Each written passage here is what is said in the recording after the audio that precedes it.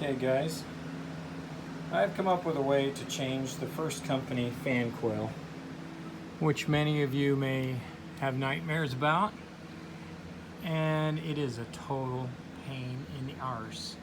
So I'm just going to tell you how I do it, and hopefully it will help someone else. First of all, this is a long process. I'm not going to videotape this whole thing.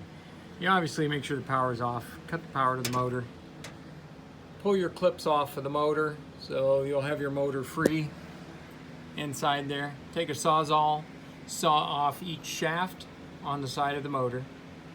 Then you want to take your rings, the little rings that are around the outside on each end, and I usually mark them so you know which way they go back on, otherwise you play a guessing game. Put a little X on one and a straight arrow on the others. Make sure you know which side and which way they go, because they have to fit just so. So when you get that all out, you can see that this motor will lift up and come out this hole a little bit. So you push the motor out the other hole as far as you can. It won't come all the way out. And then you reach inside there with, where is it?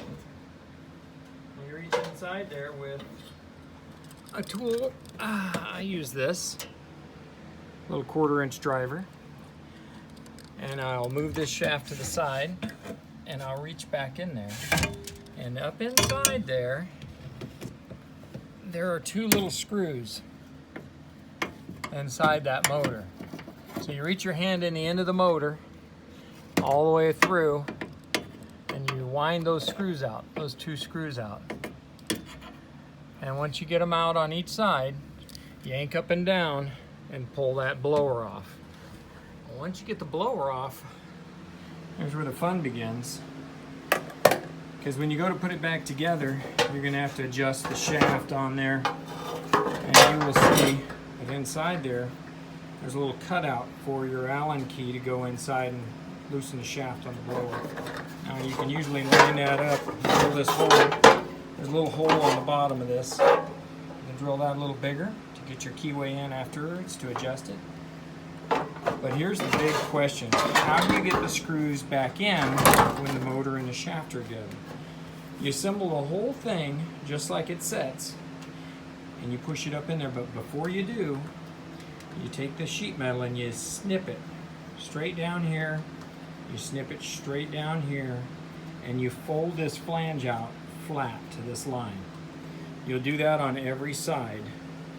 So when you get it up in there, you hold it all back up in there and you mount it and you put your motor in place. Now your blower wheels are not going to be in there yet. You have to have somebody else probably helping you.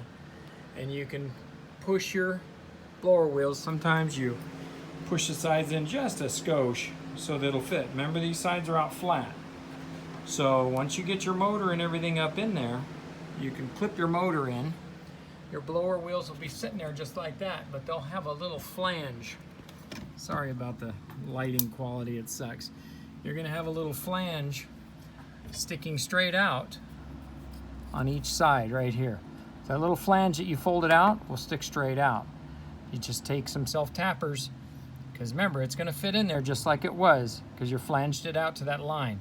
And you put your self-tappers, one there, one there, one there, one there. Coil's way back there, so you're not gonna, look at that dirt. Whew, gotta do that too. So you'll be able to just put some self-tappers in there and it's good to go. You don't have to fight with trying to screw it all back down or tear this whole thing out or any of that crap. And it works just fine.